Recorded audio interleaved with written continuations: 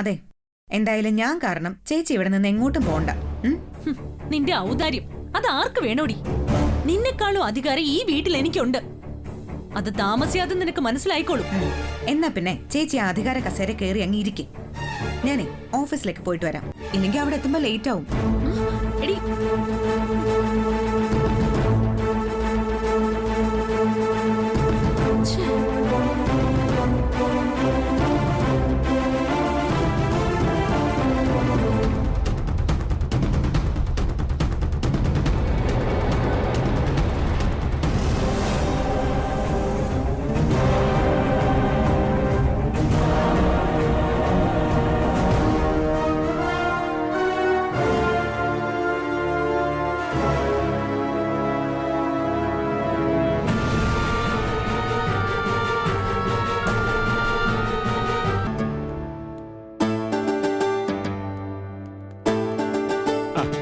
Good morning അച്ഛാ. Good morning. നീ സൈറ്റിൽ പോയില്ലായിരുന്നോ? പോയി. അവിടെ കേറിട്ടാ വരുന്നത്. ഞാൻ പറഞ്ഞ ക്യാബിൻ റെഡി ആയില്ലേ? റെഡി ആയിക്കൊണ്ടിരിക്കുക.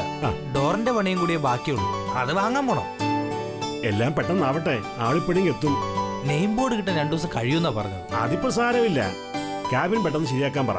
പെട്ടെന്ന് പറഞ്ഞ കാര്യം ആയുണ്ടാവും. പണി നടക്കുന്നേ ഉള്ളൂ. ശരി, അവരോടൊന്ന് സ്പീഡപ്പ് ആക്കാൻ പറ. ശരി അച്ഛാ. ഹലോ, പീറ്ററേ, ഞാൻ ഓഫീസിലുണ്ട്. സൗകര്യം പോലെ വന്നാ മതി. ശരി. Excuse me. യെസ്. മോളായിരുന്നോ? എന്നിട്ടാണോ എക്സ്ക്യൂസ് മീ?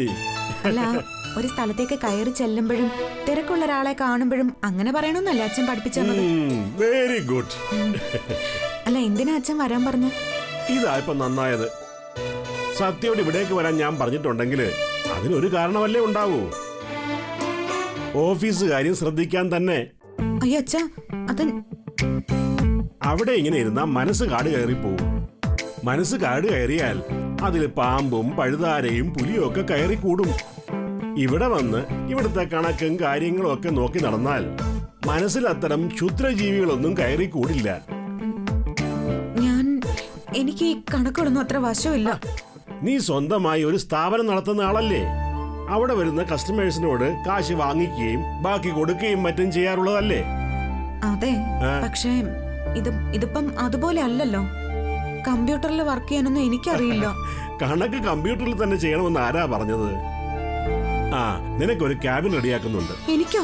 അതെ, അതിന്റെ ജോലി ഉടനെ തീരും. അത് കഴിഞ്ഞ് ആ റൂമിലേക്ക് മാറാം. ഇനി മുതല് കുറച്ച് ജോലി ഏൽപ്പിക്കാൻ പോവാ നിന്നെ ഞാൻ. കണക്കുകളെല്ലാം ഒന്ന് കാൽക്കുലേറ്റ് ചെയ്ത് ശരിയാണെങ്കിൽ സൈൻ ചെയ്ത് സുധിയുടെ ക്യാബിനിലേക്ക് കൊടുക്കണം. അത്രേ ഉള്ളൂ. എന്തിനാ പരിഭ്രമിക്കുന്നത്? ധൈര്യമായിട്ട് ചെയ്യാവുന്ന കാര്യമല്ലേ ഉള്ളൂ. മോളിക്ക് വന്നേ, വാ, കമോൺ.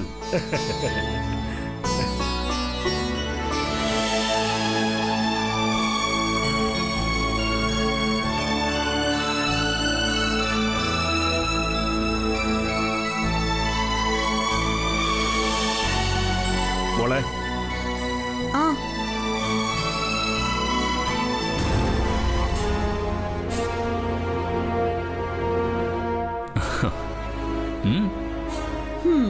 ഗുഡ്. ഇപ്പൊ ശരിക്കും എന്റെ അനിയൻ സുധിയേക്കാളും മെനയുണ്ട് ബൈജുവേട്ടനെ കാണാൻ. Thank you.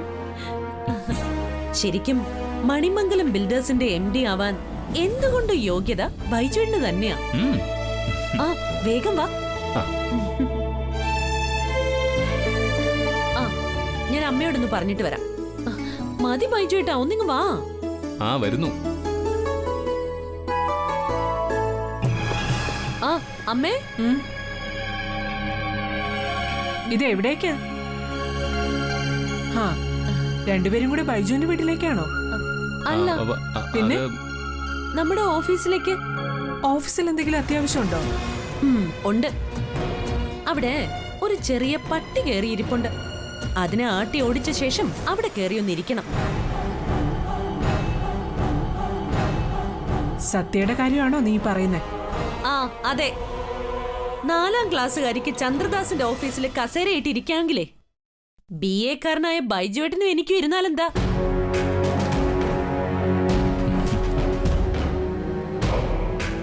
നിങ്ങൾ ഓഫീസിൽ ജോലിക്ക് വേണ്ടി പോവാണോ? അതെ. എന്തുകൊണ്ടും സത്യയെക്കാളും ക്വാളിഫൈഡ് ആണ് ഞങ്ങള്.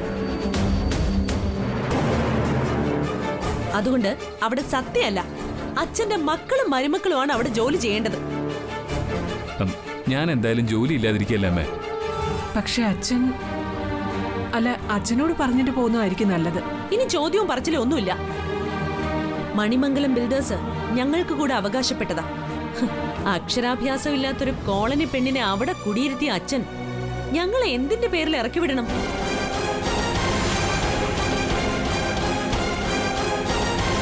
അച്ഛന്റെ സ്വഭാവം നല്ലതുപോലെ അറിയാലോ നിങ്ങൾക്ക്. അച്ഛന്റെ എന്ത് സ്വഭാവം അറിയാലോന്നാ? അല്ല സുജിതേ, അത് പിന്നെ അച്ഛനെ വിളിച്ച് നമ്മൾ അവിടേക്ക് വരുമെന്നൊന്ന് പറഞ്ഞേക്ക്. അതാവും നല്ലത്. ബൈജുവിന് എന്താ പേടിയുണ്ടോ? ഏയ്, പേടിച്ചിട്ടൊന്നുമല്ല. അച്ഛനെ എന്ത് പറയുമെന്ന് അറിയില്ലല്ലോ. അച്ഛൻ എന്ത് പറഞ്ഞാലും എനിക്കൊന്നുമില്ല. ബൈജുവേട്ടൻ വരുന്നില്ലെങ്കിൽ വരണ്ട, എനിക്ക് പോയേ പറ്റൂ. സുജിത അവിടെ കയറി കഴിഞ്ഞ സത്യയും അവിടെ ഉണ്ടാവും. മണിമംഗലം ബിൽഡേഴ്സിന്റെ കറങ്ങുന്ന കസേരയിലായിരിക്കില്ല പിന്നെ അവളുടെ സ്ഥാനം. ഈ സുജിതയുടെ കാൽ ചുവട്ടിലായിരിക്കും. എന്റെ എച്ചിൽ പാത്രം എടുക്കാനും റൂം വൃത്തിയാക്കാനും ഉള്ള വെറും ഒരു സെർവന്റ് മാത്രമായിരിക്കും പിന്നെ സത്യം. എടി, അതെ, സുജിതയ്ക്ക് ഒരു സെർവന്റ്. അതായിരിക്കും ഇന്നു മുതൽ സത്യയുടെ സ്ഥാനം.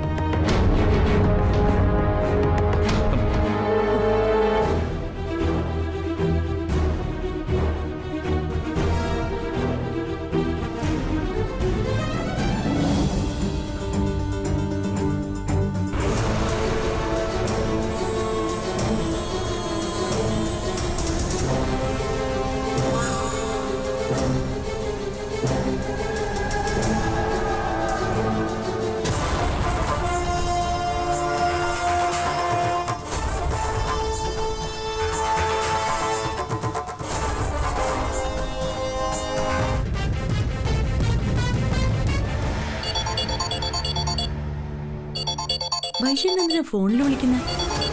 ആ, ഒരു നല്ല കാര്യത്തിന് ഇറങ്ങുമ്പോ പുറകേന്ന് വിളിക്കണ്ടെന്ന് കരുതിയിട്ടാവും. അയ്യോ. എടി സുജി. ആ, എന്താ ബൈജേട്ടാ, കൂടെ പോരുന്നുണ്ടോ? എന്നാ വാ. ഞാനില്ല. പിന്നെന്തിനാ വിളിച്ചത്? നീയും പോണ്ട. അതെന്താ പോയാല്? പോണ്ടെന്ന് പറഞ്ഞില്ലേ? സത്യയെ പുറത്താക്കാൻ ഞാൻ ഓഫീസിലേക്ക് പോയാൽ എന്താ കുഴപ്പം? സുജിത ഇപ്പൊ പോണ്ട.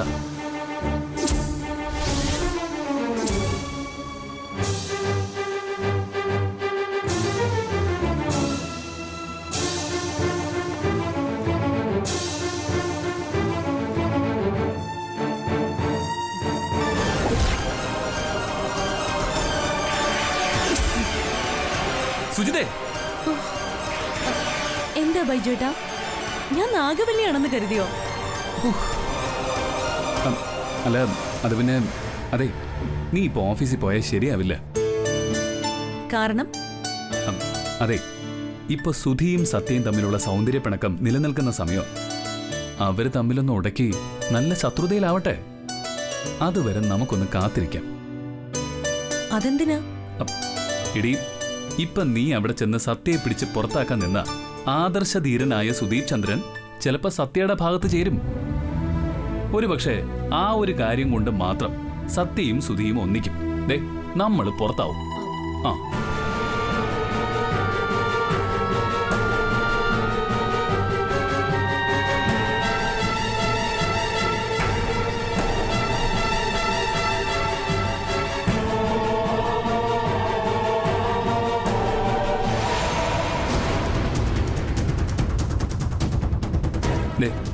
ശരിയല്ലേ ഞാൻ പറഞ്ഞത്? ഓഫീസിൽ നീ പോയി അവിടുത്തെ സ്റ്റാഫായ സത്യയോട് മോശമായിട്ട് പെരുമാറിയ MD എന്ന നിലയിൽ സുധി ചിലപ്പോ സത്യയെ സംരക്ഷിക്കില്ലേ? പിന്നെ അച്ഛനും ഓഫീസിലുണ്ട്. അവരെല്ലാരും കൂടി സീനാകെ കുളമാക്കി നിന്നെ നാറ്റിക്കും. ആ, എല്ലാത്തിനും സമയം വരും. സുധി ഇല്ലാത്തപ്പോ അച്ഛൻ ഓഫീസിൽ പോയില്ല എന്ന് ഉറപ്പുള്ളപ്പോ നമുക്ക് പോയി അവളെ വലിച്ച് കീറി ഭിത്തിയിൽ ഒട്ടിക്കാം. അത് മതിയടി മോളെ, നീ വാ.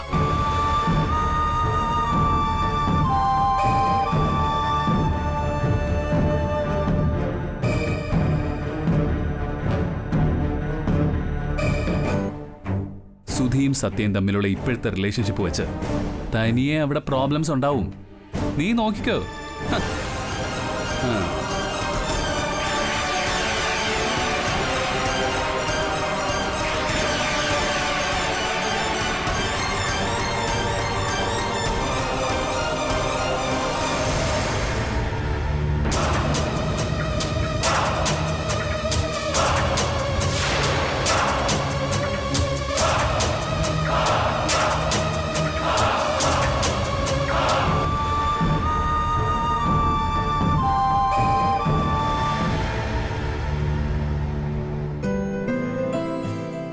May I come in sir? Yes, come in. ആ, നീയായിരുന്നോ? നീ എവിടേക്കോ പോവാണെന്ന് പറഞ്ഞിട്ട്? അതെ, പോകുന്നുണ്ട്.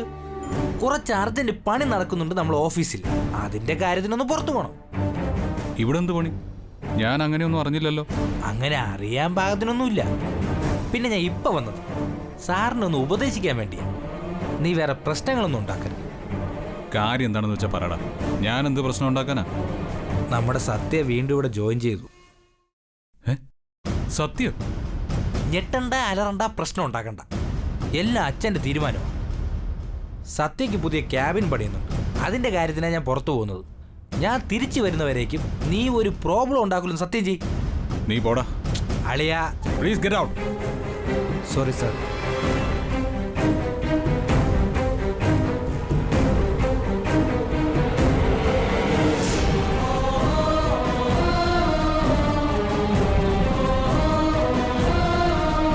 സാർ, എന്താണോ? സാർ ചോദിച്ച ഫയലാ. സത്യം മേഡം ചെക്ക് ചെയ്തിട്ടുണ്ട്.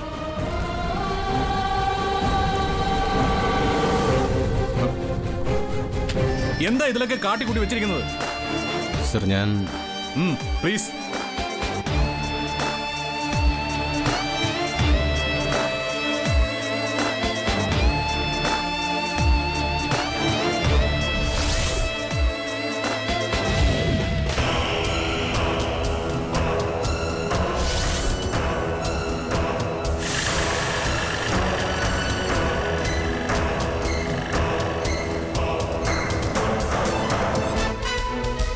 മോളെ, എന്താ അച്ഛാ? ദേ ഇതുകൂടി കൂട്ടി നോക്കിയിട്ട് ഈ എമൗണ്ടിന്റെ കൂടെ ചേർക്കണം. രണ്ടും ഒരേ ക്ലയൻസ് തന്നെയാണ്. ശരി അച്ഛാ. ആ, മോൾ ഇവിടെ വന്ന കാര്യം സുധി അറിഞ്ഞിട്ടില്ല.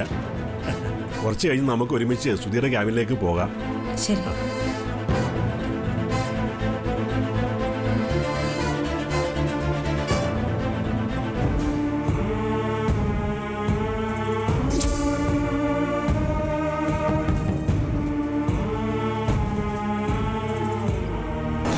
അച്ഛനല്ലേ ആ ഫയൽ നോക്കിയിരുന്നത്? ഏത് ഫയൽ? ഇപ്പൊ ഇവിടുന്ന് കൊടുത്തുവിട്ട ഫയല്. അത് സത്യ ചെക്ക് ചെയ്തതാണല്ലോ. ആരോട് ചോദിച്ചിട്ടാ ഇവിടെ ജോലിക്കെടുത്തത്? അതിന് ആരോടും സമ്മതം വാങ്ങിക്കേണ്ട കാര്യം എനിക്കില്ല. എന്റെ തീരുമാനം അത്. ഇനി മുതൽ സത്യ ഇവിടെ ഉണ്ടാവുകയും ചെയ്യും. ഉത്തരവാദിത്തപ്പെട്ട ഒരു ജോലി ചെയ്യുമ്പോ അതിന് ക്വാളിഫൈഡ് ആയിട്ടുള്ള ആൾക്കാരെ വേണം നിർത്താൻ.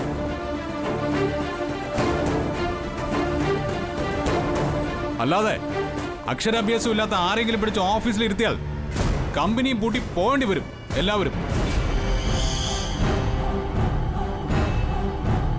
എന്താ സത്യ അത് ചെക്ക് ചെയ്തതിൽ എന്തെങ്കിലും കുഴപ്പമുണ്ടോ? കുഴപ്പം മാത്രമേ ഉള്ളൂ. എന്ത് കുഴപ്പം?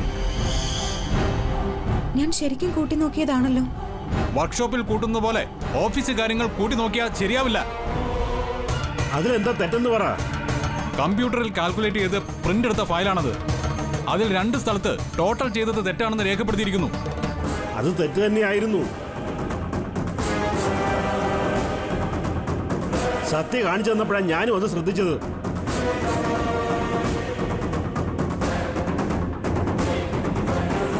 നീ അത് കൂട്ടി നോക്കിയോ? ഇല്ല.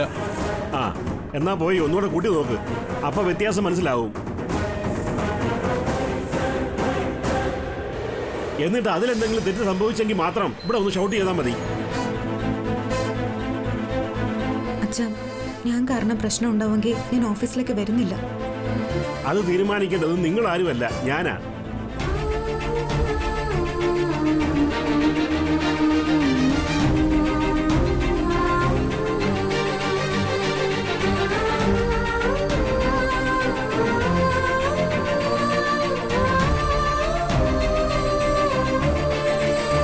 അച്ഛാ, മോള് പോയി പറഞ്ഞ് ജോലി ചെയ്യേ. അവനാദ്യം നേരാൻ വണ്ണം ഫയൽ ചെക്ക് ചെയ്യാൻ പഠിക്കട്ടെ.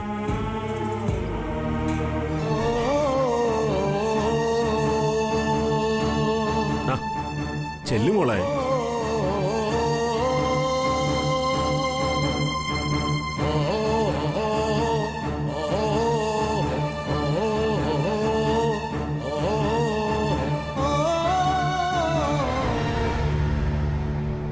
എന്തായാലും നീ ഇപ്പൊ ഓഫീസിലേക്ക് പോവാത്തത് നന്നായി. നിന്റെ വെപ്രാളം കണ്ടപ്പോ ഇന്ന് നീ ചെന്ന് അവിടെ പോയി ഭൂകമ്പം ഉണ്ടാക്കുമെന്നായിരുന്നു. അപ്പോ പേടിയുണ്ട് അച്ഛനെ. അച്ഛനെ പേടിച്ചിട്ടൊന്നുമല്ല, എന്റെ ഭർത്താവിനെ ഞാൻ അനുസരിച്ചു, അത്രേ ഉള്ളൂ. ഓ, എന്നു മുതലാ നീ ഇത്ര അനുസരണയുള്ള ഭാര്യയായത്? എന്തോ ഒരു ദുസൂചന കിട്ടിയത് കൊണ്ട് പോണ്ടാന്ന് വെച്ചു. എന്നിട്ട് പറയുന്നത് കേട്ടില്ലേ? അമ്മയ്ക്കിപ്പൊ എന്നെ കുറ്റപ്പെടുത്താനും കളിയാക്കാനുമാണോ താല്പര്യം? ഒരുമ്പെട്ടവൾ ഒരെണ്ണം കെട്ടി എഴുന്നള്ളി പോയപ്പോ ഒന്നും പറയാനില്ലായിരുന്നല്ലോ.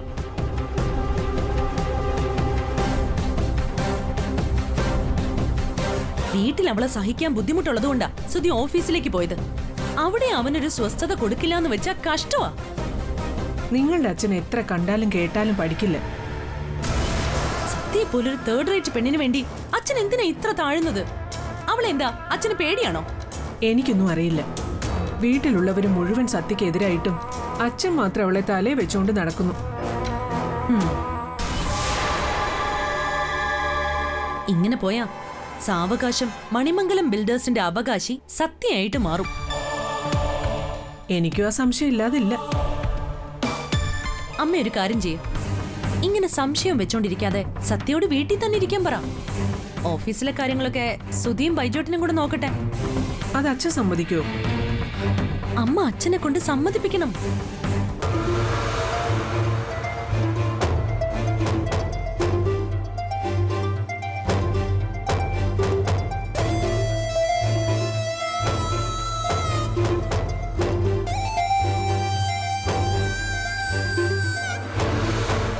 ഞാൻ അച്ഛനോട് പറഞ്ഞു നോക്കാം.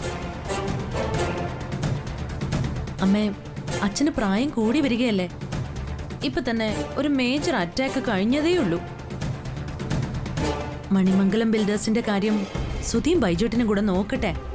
അച്ഛന് വീട്ടിലിരുന്ന് ശ്രദ്ധിച്ചാ മതിയല്ലോ. അതൊന്നും പറഞ്ഞ് അച്ഛൻ സമ്മതിക്കില്ല. അച്ഛൻ ഇവിടെ ഇരുന്നാ സത്യ ഇവിടെ ഇരിക്കും.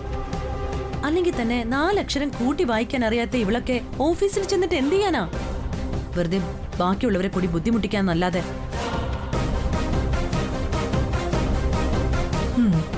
അച്ഛനിങ്ങ് വരട്ടെ, ഞാൻ സംസാരിക്കാം.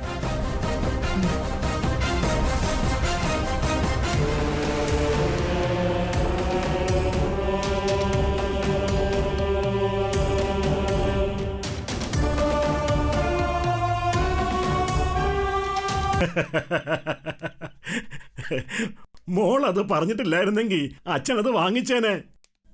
ഇതാര് കണ്ടുപിടിച്ച സൂത്രമാ? ആ, അത് ഞാൻ തന്നെ കണ്ടുപിടിച്ചതാ. ആ, കൊള്ളാം. ആ, രാധികേ, സത്യമോള് പറയുവാ, നമ്മൾ ഈ ഓറഞ്ച് വാങ്ങിക്കുമ്പോ മധുരമുള്ളത് തിരഞ്ഞെടുക്കാൻ ഒരു സൂത്രം ഉണ്ടെന്ന്. ഇവൾക്ക് എല്ലാത്തിനും ഒരു സൂത്രം ഉണ്ടല്ലോ. അല്ല, അതെന്താ ഇങ്ങനെ? എങ്ങനെ? അല്ല, പുറത്തുനിന്ന് വന്നാ ഒരു കപ്പ് കോഫി കിട്ടാറുള്ളതാണല്ലോ.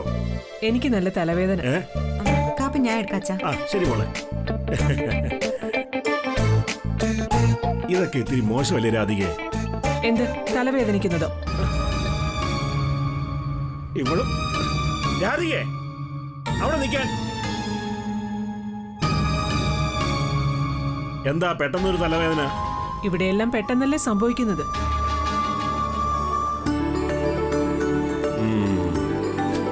അപ്പോ അസുഖം തലവേദനയല്ല. അല്ല. നിങ്ങൾ എന്തിനാ സത്യയെ വീണ്ടും ഓഫീസിലേക്ക് ക്ഷണിച്ചോണ്ട് പോയത്? ഓ, അതാണോ കുറ്റം? അതൊരു കുറ്റം തന്നെയാ. എന്തു കുറ്റം? ബൈജു സുജിതയെല്ലാം ഇവിടെ വെറുതെ ഇരിക്കുമ്പോ ആ വിദ്യാഭ്യാസം ഇല്ലാത്തവളെ പിടിച്ച് ഓഫീസിൽ ഇരുത്തേണ്ട വല്ല കാര്യമുണ്ടോ നിങ്ങൾക്ക്? അസുഖം വന്ന വഴി ഇപ്പൊ ഏതാണ്ട് മനസ്സിലായി. ഇതിനുള്ള ചികിത്സ എന്താണെന്ന് എനിക്ക് നന്നായിട്ട് അറിയാം. സുജിതയെയും ബൈജുവിനെയും ഇവിടുന്ന് ഓടിക്കുക. അത് നിങ്ങൾ പറഞ്ഞു കൊടുത്ത സൂത്രമാണോ സത്യയ്ക്ക്? അല്ലെങ്കിൽ അവള് സ്വയം കണ്ടുപിടിച്ചതോ? സുജിതയും ബൈജുവിനെയും ഇവിടുന്ന് ഓടിക്കണമെന്ന് സത്യ പറഞ്ഞോ? അതിനുള്ള ശ്രമങ്ങളാണല്ലോ സത്യ നടത്തിക്കൊണ്ടിരിക്കുന്നത്. അതൊക്കെ നിന്റെ തോന്നല. സത്യ ഒരു പാവം കുട്ടിയാ. നിങ്ങൾ അവളെ മനസ്സിലാക്കാത്തതിന്റെ കുഴപ്പമാ. മനസ്സിലാക്കാത്തതിന്റെ കുഴപ്പം തന്നെയാ. അത് തന്നെയാ എനിക്ക് നിങ്ങളോടും പറയാനുള്ളത്. സുധിയുടെ ജീവിതത്തിൽ എന്തൊക്കെയോ പ്രശ്നങ്ങൾ വന്നു പെട്ടിട്ടുണ്ട്. അവന്റെ മനസ്സാകെ കലങ്ങി കിടക്കുകയാ. നമ്മളാണ് അത് ശാന്തമാക്കേണ്ടത്.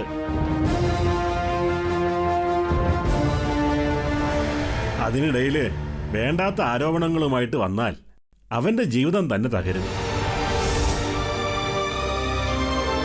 സുധിയുടെ മനസ്സ് കലങ്ങാനുള്ള കാരണം മറ്റൊന്നുമല്ല, സത്യ തന്നെയാ. നിങ്ങൾ അവന്റെ തലയിൽ അടിച്ചേൽപ്പിച്ച സത്യ കാരണോ അവൻ സ്വസ്ഥതയില്ലാത്തവനായി തീർന്നത്. അങ്ങനൊന്നും പറയരുത്. സത്യയെ കിട്ടിയത് അവന്റെ ഭാഗ്യമാണ്. ദൗർഭാഗ്യം എന്ന് പറ ചന്ദ്രേട്ട. സുധിയുടെ മനസ്സിൽ ഇപ്പോഴും ദിവ്യ തന്നെയാണ്.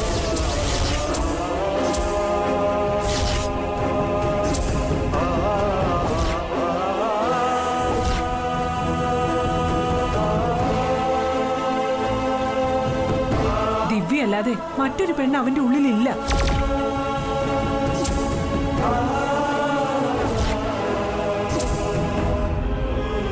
ദിവ്യ അവൾ ഇന്ന് മറ്റൊരാളുടെ ഭാര്യയാണ്. ആണോന്ന് നമുക്കറിയില്ലല്ലോ.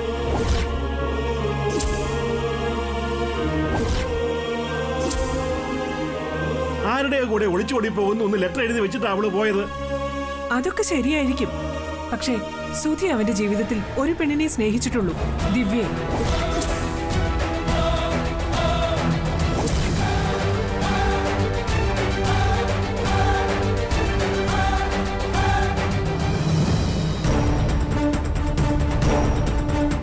അവളെ തന്നെ വിവാഹം ചെയ്യണമെന്ന് സുധി അത്രയ്ക്ക് ആഗ്രഹിച്ചതുകൊണ്ടല്ലേ?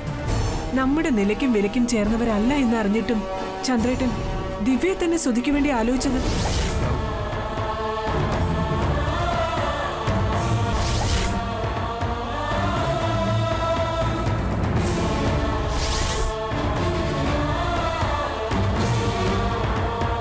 ദിവ്യയെ മാത്രം മതിയെന്ന് വാശി പിടിച്ച സുധിയെ ഇങ്ങനെ ചതിക്കരുതായിരുന്നു നമ്മൾ.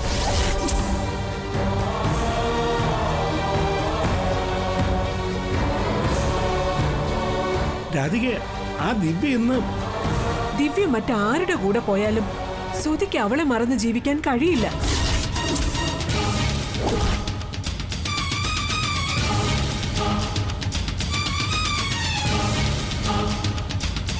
അവന്റെ മനസ്സിൽ അന്നും ഇന്നും എന്നും ദിവ്യ മാത്രമേ ഉള്ളൂ.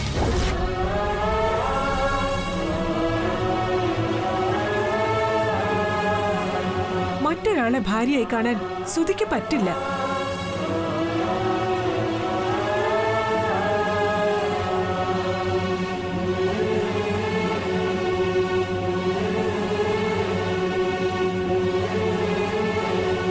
രാധിക, നീ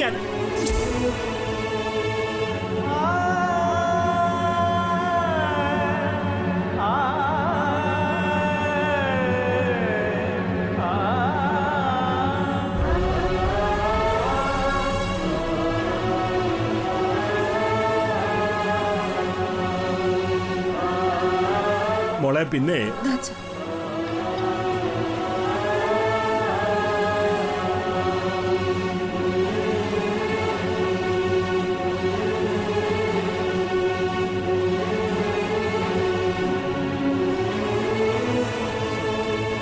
എല്ലാം സത്യ കേട്ടെന്ന് തോന്നുന്നു. കേൾക്കട്ടെ. കേൾക്കട്ടെ എന്നോ? എടി, ഏത് പെണ്ണിന് സഹിക്കാൻ കഴിയും നീ പറഞ്ഞ കാര്യം? തന്റെ ഭർത്താവിന് തന്നേക്കാൾ ഇഷ്ടം പഴയ കാമുകയാണെന്ന് അറിയുമ്പോ നെഞ്ചു പൊട്ടിപ്പോവില്ലേ? പൊട്ടട്ടെ, പൊട്ടി തകരട്ടെ.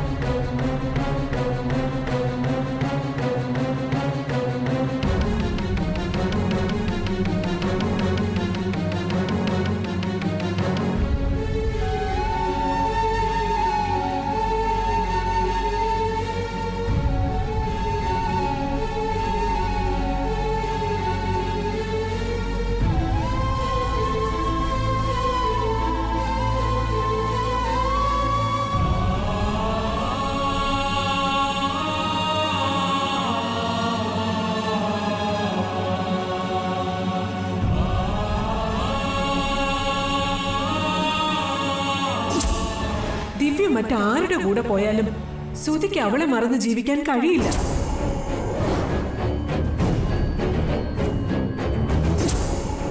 അവന്റെ മനസ്സിൽ അന്നും ഇന്നും എന്നും ദിവ്യ മാത്രമേ ഉള്ളൂ. മറ്റൊരാളെ ഭാര്യയായി കാണാൻ സുധിക്ക് പറ്റില്ല.